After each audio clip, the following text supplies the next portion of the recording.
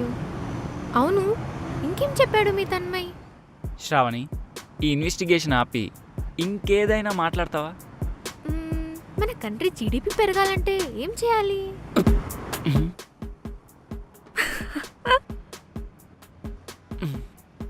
అర్థమైంది, జోక్ అని. Sorry sorry sorry.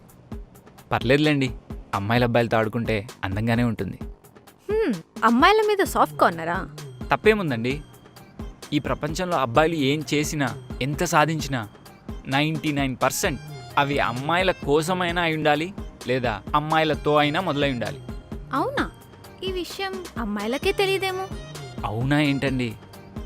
ఏదైనా మీతోనే మొదలవ్వాలి. ప్రతి ఒక్కరి ఆనందం, బాధ మీతోనే మొదలవుతాయి. అంతెందుకండి, ఈ భూమి మీద పుట్టిన ప్రతి ఒక్కరూ మొదట ఏడ్చేది అమ్మ కడుపు నుంచి బయటికి వచ్చిన తర్వాతే. మొదట నవ్వేది అమ్మ స్పర్శ తగిలాకే. ఇంత బాగా మాట్లాడుతున్నావు, నీకు గర్ల్ ఫ్రెండ్ లేదా? ఎక్కడండి, ప్రతి ఒక్కరూ మీలాగే. ఇంత బాగా మాట్లాడుతున్నాడు, గర్ల్ ఫ్రెండ్ ఉండదా అని కొందరు, ఇన్ని మాటలు మాట్లాడుతున్నాడంటే ఫ్లర్ట్ చేస్తున్నాడేమో అని ఇంకొందరు. ఇలా ఎవరికి వాళ్ళు అనేసుకొని నా మీద ఇంట్రెస్ట్ చూపించకపోతే ఇంకా గర్ల్ ఫ్రెండ్ ఎక్కడుంటుందండి? నీకు చెప్పారా ఇంట్రెస్ట్ లేదని? లేదు. ఎవరికైనా ప్రపోజ్ చేశారా? అబ్బే లేదండి. మరి మీకెలా తెలుసండి ఇంట్రెస్ట్ లేదని? అడగందే అమ్మాయిని అన్నం పెట్టదంటారు. అలాంటిది మీరు అడగకపోతే ఒక అమ్మాయి ఎలా చెప్తే తన మనసులో ఉన్న ప్రేమ? అయినా ఎవరు చెప్పారండి అడగందే అమ్మాయిని అన్నం పెట్టదని? అడగకుండా పెట్టేదే అమ్మ. అయినా ప్రేమ ఉంటే చెప్పక్కర్లేదండి, తెలిసిపోతుంది. కొన్నిసార్లు వాళ్ళు చేసే పనుల్లో తెలుస్తుంది, కొన్నిసార్లు వాళ్ళ మాటల్లో తెలుస్తుంది, కానీ ప్రతిసారి వాళ్ళ కళ్ళల్లో తెలుస్తుంది.